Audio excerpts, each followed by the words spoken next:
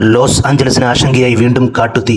അമേരിക്കയുടെ ഏറ്റവും വലിയ സംസ്ഥാനങ്ങളിലൊന്നായ കാലിഫോർണിയയിലെ ഹോളിവുഡിന്റെ തലസ്ഥാനമായ ലോസ് ആഞ്ചലസിൽ വീണ്ടും കാട്ടുതീ പടർന്നു പിടിക്കുന്നു എന്നുള്ള വാർത്തകളാണ് ഇപ്പോൾ അമേരിക്കയിൽ നിന്നും പുറത്തു വരുന്നത്.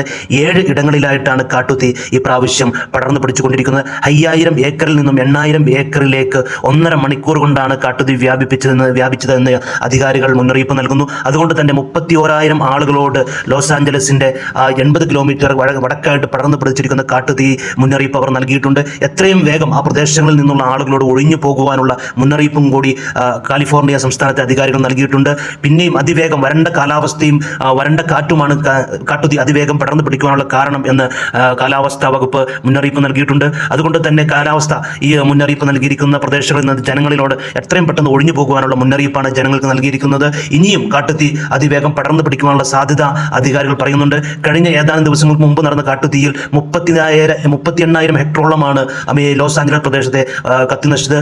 ബില്യൺ കണക്കിന് ഡോളറാണ് ഇതുവഴി അമേരിക്കയ്ക്ക് നഷ്ടമുണ്ടായത്.